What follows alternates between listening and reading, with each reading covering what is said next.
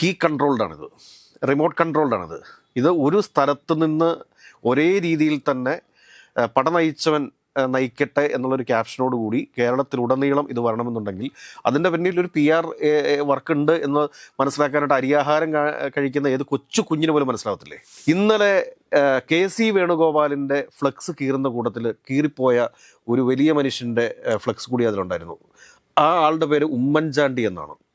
ആ ഉമ്മൻചാണ്ടിയുടെ ഫ്ലെക്സ് കീറിയ ഇത് ഒരു കോൺഗ്രസ്സുകാരനാണെന്ന് പറയാൻ പറ്റുമോ? നന്ദാവനം ക്യാമ്പിലെ മറ്റേ AK ആന്റണിയുടെ സ്റ്റാഫിലുണ്ടായിരുന്ന ആളാണ് എന്ന് പറഞ്ഞുകൊണ്ട് ഒരു പ്രകടനം കാഴ്ചവെക്കുന്നു. അത് VD സതീശൻ്റെ ഫ്ലെക്സിലേക്ക് നോക്കിയിട്ട് ഇവൻ കള്ളനാണ് എന്നും പറഞ്ഞുകൊണ്ട് ആ ഫ്ലെക്സിനിട്ട് ഇടിക്കുന്ന കാഴ്ച നമ്മൾ കണ്ടു. അയാളൊന്നും കോൺഗ്രസ്സുകാരനല്ല. കേരളത്തിലെ ഒരു കോൺഗ്രസ്സുകാരനും VD സതീശൻ്റെ മുഖത്ത് നോക്കി തുപ്പാൻ സാധിക്കില്ല. അതായത് പരസ്പരം കണ്ടു കഴിഞ്ഞാൽ മിണ്ടാതെ നടന്നിരുന്ന ഒരു കാലഘട്ടമുണ്ട് A ഗ്രൂപ്പും I ഗ്രൂപ്പും തമ്മിൽ. അന്നുപോലും K കരുണാകരൻ്റെ ഫ്ലെക്സ് ഒന്നും ആരും ഒരിടത്തും വലിച്ചു കയറിയിട്ടില്ല. AK ആന്റണിയുടെ ഫ്ലെക്സ് ഒന്നും ഒരിടത്തും ആരും വലിച്ചു കയറിയിട്ടില്ല. ഉമ്മൻചാണ്ടിയുടെ ഫ്ലെക്സ് വലിച്ചു കയറിയിട്ടില്ല. രമേശ് ചെന്നിത്തലയുടെ ഫ്ലെക്സ് വലിച്ചു കയറിയിട്ടില്ല. പക്ഷേ ആദ്യമായിട്ടാണ് AICCയുടെ സംഘടനാ കാര്യങ്ങളുടെ ചുമതലയുള്ള ജനറൽ സെക്രട്ടറിയുടെ ഫ്ലെക്സ് അത് വലിച്ചു കീറാൻ വേണ്ടിയിട്ടുള്ള ഒരു ധാർഷ്ട്യം അതൊരു കോൺഗ്രസ് പ്രവർത്തകന്റെ ഭാഗത്തുനിന്നും ഉണ്ടാവത്തില്ല. നമസ്കാരം സാർ. ഒരു പുതിയ സർക്കാർ അധികാരത്തിൽ വന്ന സാധാരണ അവരെ പ്രതിരോധത്തിലാക്കാൻ ആദ്യം ശ്രമിക്കുക തോറ്റ പാർട്ടിയോ മുന്നണിയോ അല്ലെങ്കിൽ അപ്പോഴത്തെ പ്രതിപക്ഷമായിരിക്കും. പക്ഷെ കേരളത്തിൽ ഇപ്പോൾ നേരെ തിരിച്ച സംഭവം. അധികാരത്തിൽ വരുന്നതിന് മുന്നേ തന്നെ ആ പാർട്ടിയെ പ്രതിരോധത്തിലായിരിക്കുന്നത് സ്വന്തം പാർട്ടി തന്നെയാണ്. ഇന്നലെ കേരളത്തിൽ അങ്ങോളം ഇങ്ങോളം പ്രകടനങ്ങൾ, അക്രമാസക്തമായ പ്രകടനങ്ങൾ, ഫ്ലെക്സുകൾ വലിച്ചു കീറുന്നതിൽ ഉമ്മൻചാണ്ടിയുടെ വരെ ചിത്രമുള്ള ഫ്ലെക്സുകളുണ്ട്. അങ്ങനെ മൊത്തത്തിൽ ഇത് കോൺഗ്രസിനകത്ത് നമ്മൾ അധികം കണ്ട് ശീലിച്ചിട്ടില്ലാത്തൊരു സമര രീതിയാണോ എന്ന് എനിക്കറിയില്ല, ഒരു പ്രകടനം. ഇതെല്ലാം കോൺഗ്രസിന് തന്നെയല്ലേ ദോഷം?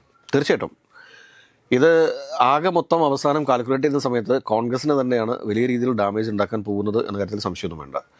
ഇതിപ്പോൾ സംഭവിച്ചുകൊണ്ടിരിക്കുന്ന കോൺഗ്രസ് പ്രവർത്തകർ നടത്തുന്ന പ്രകടനമായിട്ടൊന്നും ഒരിക്കലും നമ്മൾ പല ചർച്ചകളിലും പറഞ്ഞിരിക്കുന്ന കാര്യമാണ്, നമുക്ക് കാണാൻ വേണ്ടി സാധിക്കത്തില്ല. ഇതെന്താ വെച്ചാൽ ഒരു ബിസിനസ് സിൻഡിക്കേറ്റ്, കേരളത്തിൽ വലിയ താല്പര്യങ്ങളുള്ള ഒരു ബിസിനസ് സിൻഡിക്കേറ്റ്. ഈ ബിസിനസ് സിൻഡിക്കേറ്റ് VD സതീശന് വേണ്ടി നിലയുറപ്പിക്കുന്നു എന്നുള്ളതാണ് വാസ്തവം. ഈ ബിസിനസ് സിൻഡിക്കേറ്റുകാരാണ് ഈ ഈവൻറ്റ് മാനേജ്മെൻറ്റ് ആളുകളെ കൊണ്ടൊക്കെ ഇതേ രീതിയിൽ കേരളത്തിലുടനീളം കാര്യങ്ങൾ ചെയ്തുകൊണ്ടിരിക്കുന്നത്. ഒരു കാര്യം നമ്മൾ മനസ്സിലാക്കേണ്ടത് എന്താണെന്ന് വെച്ച് കഴിഞ്ഞാൽ, ഈ കോൺഗ്രസ് പ്രവർത്തകർ തെരുവിലിറങ്ങും എന്നൊക്കെ ഉള്ളത് യാഥാർത്ഥ്യമാണ്. കോൺഗ്രസ്സുകാരെ അടുത്തറിയുന്നവർക്കറിയാം, സ്വന്തം പോക്കറ്റിൽ നിന്ന് ഏതൊക്കെയായാലും പൈസ എടുത്തുകൊണ്ട് ഇത്രയും വലിയ രീതിയിൽ പ്ലക്കാർഡുകൾ അടിക്കാൻ വേണ്ടിയിട്ട് നിൽക്കുമോ, ഫ്ലക്സ് അടിക്കാൻ വേണ്ടിയിട്ട് നിൽക്കുമോ? എനിക്ക് തോന്നുന്നില്ല. അപ്പോൾ ഇത് പൂർണ്ണമായിട്ടും ഒരു കീ കൺട്രോൾഡാണിത്, റിമോട്ട് കൺട്രോൾഡാണിത്.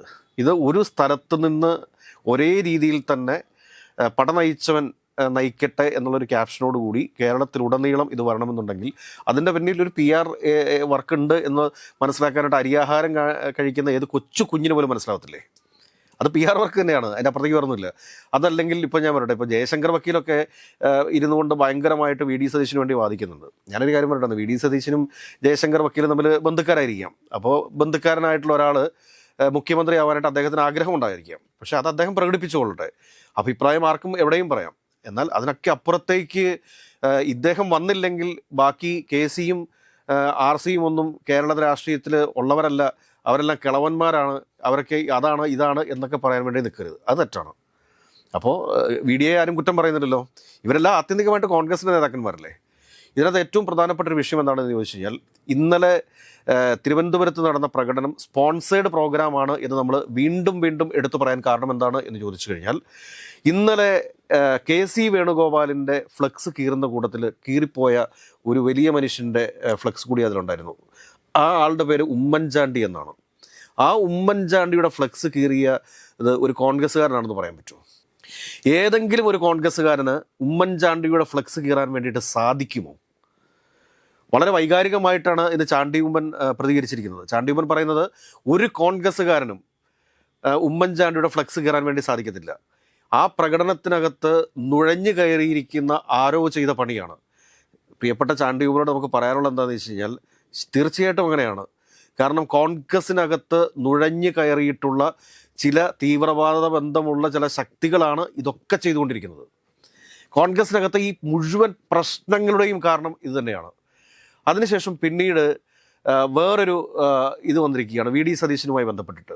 അതായത് ഇപ്പോഴത്തെ ഈ യുവ MLA മാരെല്ലാം കെ സി വേണുഗോപാലിനെയും രമേശ് ചെന്നിത്തലയൊക്കെ പിന്തുണയ്ക്കുന്നതിന് കാരണം എന്താണ് എന്ന് ചോദിച്ചു കഴിഞ്ഞാൽ Rahul മാങ്കൂട്ടത്തിനെതിരെ V D Satheesan നിലപാടെടുത്തുകൊണ്ടാണ്.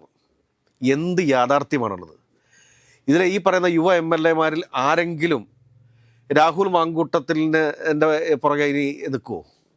CR മഹേഷൊക്കെ ഒരു പ്രാവശ്യം പോയ വഴിക്ക് രാഹുൽ മാങ്കൂട്ടത്തെ കണ്ടു, ആ ഫോട്ടോ ഒന്ന് ഫേസ്ബുക്കിലിട്ടു എന്നതിനപ്പുറത്തേക്ക് രാഹുൽ മാങ്കൂട്ടത്തിനൊക്കെ ഇനി കേരള രാഷ്ട്രീയത്തിൽ എന്ത് പ്രസക്തിയാണുള്ളത്? കാരണം അത് തിരിച്ചു വരികയാണെങ്കിൽ വരട്ടെ, കോടതിയിലെ നിയമപരമായിട്ടുള്ള കാര്യങ്ങളൊക്കെ കഴിഞ്ഞതിന് ശേഷം അത് അപ്പോഴാലോചിച്ചാൽ പോരെ. അത് കൂടാതെ തന്നെ കിടന്ന് കാട്ടിക്കൂട്ടുന്നത് കാണുമ്പോഴത്തേക്ക് ചാണ്ടിയൂരൊക്കെ മനസ്സിലാക്കേണ്ടതെന്ന് വെച്ച് കഴിഞ്ഞാൽ നുഴഞ്ഞ കയറ്റക്കാർ കോൺഗ്രസിനകത്തുണ്ട്, ശുദ്ധീകരണം കോൺഗ്രസിന് ആവശ്യമാണ്. MM ഹസനും ആര്യാടനും മുഹമ്മദും ഒക്കെ ഉള്ള ഒരു കോൺഗ്രസ് ഈ സംസ്ഥാനത്തുണ്ടായിരുന്നു. അന്നൊക്കെ വളരെ സമാധാന അന്തരീക്ഷത്തോടു കൂടിയിട്ടാണ് കേരളത്തിൽ കാര്യങ്ങൾ മുമ്പോട്ട് പോയിട്ടുള്ളത്. പക്ഷേ ഇന്നങ്ങനെയല്ല കാര്യങ്ങൾ. ഇതിപ്പോൾ രാജ്മോഹൻ ഉണ്ണിത്താൻ പറഞ്ഞിട്ടുണ്ട്, മുസ്ലിം ലീഗിന് അഭിപ്രായം പറയാം, അതായത് കോൺഗ്രസിനകത്തെ ആഭ്യന്തര കാര്യങ്ങളിൽ അഭിപ്രായം പറയാം, പക്ഷേ അത് പ്രകടനമായിട്ട് പുറത്തിറങ്ങരുത്. ശരിയാണ്. രാജ്മോഹൻ ഉണ്ണിത്താൻ കാസർഗോഡ് വിജയിക്കണമെന്നുണ്ടെങ്കിൽ മുസ്ലിം ലീഗിൻ്റെ സപ്പോർട്ട് ആവശ്യമാണ്. ഈ പറഞ്ഞ മറ്റു പല നേതാക്കന്മാർക്കും മലപ്പുറം, കോഴിക്കോട് ജില്ലകളിൽ വിജയിച്ച് കയറണം എന്നുണ്ടെങ്കിൽ തീർച്ചയായിട്ടും ലീഗിൻ്റെ സപ്പോർട്ട് ആവശ്യമുണ്ട്. ഇതില്ലാതെ മുമ്പോട്ട് പോകേണ്ടി സാധിക്കത്തില്ല. അതുകൊണ്ട് തന്നെ നമുക്ക് പറയാൻ വേണ്ടിയിട്ട് സാധിക്കും, പാണക്കാട് തങ്ങളോ PK കുഞ്ഞാലിക്കുട്ടി സാഹിബോ ഒന്നും അറിഞ്ഞുകൊണ്ടല്ല ഇന്നലെ MSFകാർ തിരുവനന്തപുരത്ത് വെച്ച് സണ്ണി ജോസഫിനെ കൂവിയത്. അവരൊരിക്കലും അങ്ങനെ അപമാനിക്കാൻ വേണ്ടി പറയത്തില്ല. ഇത് ഹാരിസ് ബീരാൻ എന്ന് പറയുന്ന രാജ്യസഭ MP ഉണ്ട്, അഡ്വക്കറ്റും കൂടിയാണ് അദ്ദേഹം. നല്ല രീതിയിലൊക്കെ രാജ്യസഭയ്ക്കകത്തൊക്കെ പ്രസൻറ്റേഷൻ നടത്തുന്ന ആളാണ്, പ്രസംഗിക്കുന്ന ആളാണ്. പക്ഷെ അദ്ദേഹത്തെ പോലുള്ള ഒരാൾ ഇതുപോലത്തെ ഒരു PR വർക്കിൻ്റെ ഭാഗമായിട്ട് എങ്ങനെ മാറി എന്ന് ചോദിക്കുന്ന സമയത്താണ് ഈ ബിസിനസ് സിൻഡിക്കേറ്റ് ഇവിടെ വ്യക്തമാകുന്നത്. പണ്ട് പിണറായി വിജയൻ പറഞ്ഞ മാധ്യമ സിൻഡിക്കേറ്റിനെ പോലെ തന്നെ ഈ പറഞ്ഞ കേരളത്തിലെ ഈ ബിസിനസ് സിൻഡിക്കേറ്റ് വി ഡി സതീശൻ്റെ ഭാവിയാണ് തുലച്ചിരിക്കുന്നത്. വി ഡി സതീശൻ കോൺഗ്രസ്സുകാർക്ക് നേതാവ് തന്നെയാണെന്നേ. കേരളത്തിലെ എല്ലാ കോൺഗ്രസ്സുകാർക്കാരും വി ഡി സതീശനെ നേതാവായിട്ട് അംഗീകരിക്കുന്നുണ്ട്, രമേശ് ചെന്നിത്തലയും നേതാവായിട്ട് അംഗീകരിക്കുന്നുണ്ട്, KC വേണുഗോപാലിനെ നേതാവായിട്ട് അംഗീകരിക്കുന്നുണ്ട്. അപ്പോൾ അങ്ങനെ ഈ 3 പേരെയും നേതാവായിട്ട് അംഗീകരിക്കുന്ന കേരളത്തിലെ ആളുകൾ, ഏതെങ്കിലും ഒരു കോൺഗ്രസ് പ്രവർത്തകൻ ഉമ്മൻചാണ്ടി സാറിൻ്റെയോ അല്ലെങ്കിൽ KC വേണുഗോപാലിൻ്റെയോ ഫ്ലക്സ് കീറുമോ? അതുകൂടാണ്ട് തന്നെ ഇന്നലെ വേറൊരാൾ നന്ദാവനം ക്യാമ്പിലെ മറ്റേ AK ആന്റണിയുടെ സ്റ്റാഫിലുണ്ടായിരുന്ന ആളാണ് എന്ന് പറഞ്ഞുകൊണ്ട് ഒരു പ്രകടനം കാഴ്ചവെക്കുന്നു. അത് വി ഡി സതീശൻ്റെ ഫ്ലെക്സിലേക്ക് നോക്കിയിട്ട് ഇവൻ കള്ളനാണ് എന്നും പറഞ്ഞുകൊണ്ട് ആ ഫ്ലെക്സിനിട്ട് ഇടിക്കുന്ന കാഴ്ച നമ്മൾ കണ്ടു. അയാളൊന്നും കോൺഗ്രസ്സുകാരനല്ല. കേരളത്തിലെ ഒരു കോൺഗ്രസ്സുകാരനും വി ഡി സതീശൻ്റെ മുഖത്ത് നോക്കി തുപ്പാൻ സാധിക്കില്ല, അല്ലെങ്കിൽ വി ഡി സതീശൻ്റെ മുഖത്ത് ഇടിക്കാൻ സാധിക്കില്ല. വി ഡി സതീശനെയൊക്കെ നമ്മൾ വിമർശിച്ചിട്ടുണ്ടോ? ഇപ്പോഴും വിമർശിച്ചുകൊണ്ടിരിക്കുന്നുണ്ട്. പക്ഷേ അദ്ദേഹം നടത്തിയിട്ടുള്ള പോരാട്ടങ്ങളുണ്ട്, അദ്ദേഹം നേരിട്ടിട്ടുള്ള ഒരുപാട് നീതി നിഷേധങ്ങളുണ്ട്. പക്ഷേ ഇപ്പോൾ നടന്നുകൊണ്ടിരിക്കുന്നതിനെ നമുക്കൊരിക്കലും ന്യായീകരിക്കാൻ വേണ്ടിയിട്ട് സാധിക്കില്ല. ഇപ്പോൾ നടന്നുകൊണ്ടിരിക്കുന്നത് ഒരുപക്ഷെ വി ഡി സതീശൻ പോലും അറിയുന്നുണ്ടോ എന്ന് നമുക്ക് സംശയമാണ്. വി ഡി സതീശൻ പോലും അറിയാതെ വി ഡി സതീശൻ ഒരു റിമോട്ട് കൺട്രോളിൻ്റെ അറ്റത്തേക്ക് എത്തിയിട്ടുണ്ടോ എന്നാണ് നമ്മൾ സംശയിക്കേണ്ടത്. അല്ലെങ്കിൽ അങ്ങനത്തെ ഒരു സാഹചര്യം ആരെങ്കിലും ഇവിടെ സൃഷ്ടിച്ചിട്ടുണ്ടോ എന്ന് വേണം തിരിച്ചറിയാൻ വേണ്ടിയിട്ട്. കാരണം ഇത് നിസ്സാര കാര്യമല്ല.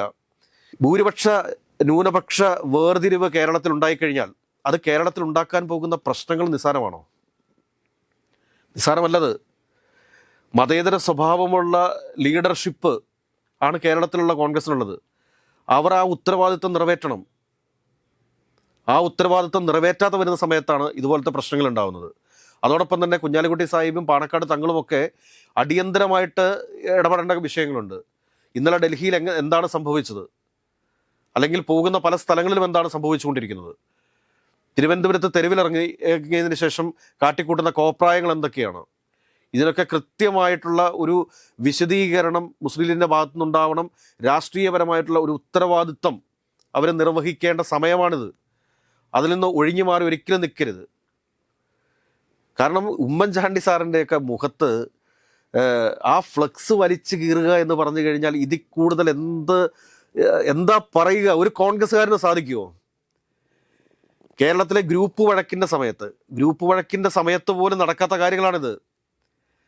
അതായത് പരസ്പരം കണ്ടു കഴിഞ്ഞാൽ മിണ്ടാതെ നടന്നിരുന്ന ഒരു കാലഘട്ടമുണ്ട് A ഗ്രൂപ്പും I ഗ്രൂപ്പും തമ്മിൽ.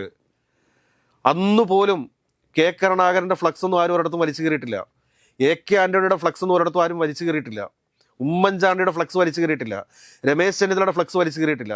പക്ഷേ ആദ്യമായിട്ടാണ് AICCയുടെ സംഘടനാ കാര്യങ്ങളുടെ ചുമതലയുള്ള ജനറൽ സെക്രട്ടറിയുടെ ഫ്ലക്സ് അത് വലിച്ചു കീറാൻ വേണ്ടിയിട്ടുള്ള ഒരു ധാർഷ്ട്യം അതൊരു കോൺഗ്രസ് പ്രവർത്തകന്റെ ഭാഗത്തുനിന്നും ഉണ്ടാവത്തില്ല. അത് പക്ക ഗുണ്ടായിസമാണ്, ഒരു പക്ക ഗുണ്ടായിസം തന്നെയാണത്.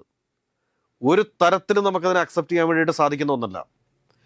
കാരണം കേരളത്തിലെ ഏതെങ്കിലും ഒരു കോൺഗ്രസ്സുകാരന് ആ ഫ്ലക്സ് വലിച്ചു കീറിയവന് മാപ്പ് കൊടുക്കാൻ പറ്റുമോ? ആ ഫ്ലക്സ് വലിച്ചു കീറിയവന് മാപ്പ് കൊടുക്കാൻ പറ്റുമോ? ഒരിക്കലും പറ്റില്ല, ഒരിക്കലും സാധിക്കില്ല. എല്ലാ കോൺഗ്രസ്സുകാരൻ്റെ മനസ്സിലും ഉമ്മൻചാണ്ടിക്ക് കൊടുത്തിരിക്കുന്ന ഒരു ദൈവത്തിൻ്റെ സ്ഥാനമാണ്. അതുകൊണ്ടാണല്ലോ എല്ലാവരും പുതുപ്പള്ളിയിലേക്ക് ഇങ്ങനെ ഓടി ഓടി പോകുന്നത്. ഇന്ന് രാജ്മോഹനോട് താൻ ചോദിച്ചിരിക്കുന്ന ഒരു ചോദ്യമുണ്ട്. കാരണം പുതുപ്പള്ളിയിലെത്തി അവിടുത്തെ ശവക്കല്ലറയിൽ തൊട്ട് വന്ദിച്ചിട്ടാണ് പല MLA-മാരും വോട്ട് ചോദിക്കാൻ വേണ്ടിയിട്ട് തങ്ങളുടെ മണ്ഡലത്തിലേക്ക് പോയത്. പക്ഷേ ഈ MLA-മാരിൽ ഒരാൾ പോലും ഇന്നലെ ഫ്ലക്സ് വലിച്ചു കീറിയതിനെക്കുറിച്ച് ഒരു പ്രതികരണം നടത്തിയിട്ടില്ല. ഇന്നലെ പ്രകടനം നടത്തിയ ആളെ ഇടുക്കി DCC പ്രസിഡന്റ് പുറത്താക്കി ചില ആളുകളെ. അപ്പോൾ ഡീൻ കുര്യാക്കോസ് അതിനെതിരെ പ്രതികരണവുമായിട്ട് വന്നിട്ടുണ്ട്. അത് ശരിയായിട്ടുള്ള രീതിയല്ല, ഇതൊരു ജനാധിപത്യ പാർട്ടിയല്ലേ, അപ്പോൾ പ്രവർത്തകർ വൈകാരികമായിട്ട് പ്രതികരിക്കും, അതിന് നടപടിയുടെ ആവശ്യമെന്ത് എന്നൊക്കെ ചോദിച്ചിട്ടുണ്ട്. ഇതിനെ ഒന്നും ഒരു തരത്തിലും പ്രോത്സാഹിപ്പിക്കാൻ പറ്റുന്ന കാര്യങ്ങളല്ല. അതിശക്തമായ നടപടികളാണ് കോൺഗ്രസ് പാർട്ടിയുടെ ഭാഗത്തു നിന്ന് ഉണ്ടാകേണ്ടത്. അച്ചടക്കമില്ലാത്ത ഒരു ആൾക്കൂട്ടം മാത്രമായിട്ട് കോൺഗ്രസ് പാർട്ടി മുമ്പോട്ട് പോകുന്ന സാഹചര്യം ഉണ്ടായിക്കഴിഞ്ഞാൽ അത് ഭരണം എങ്ങനെ മുമ്പോട്ട് കൊണ്ടുപോകും എന്നുള്ളൊരു ചോദ്യം ഇവിടെ നിലനിൽക്കുന്നുണ്ട് എന്നുള്ള കാര്യം ഓർക്കുക.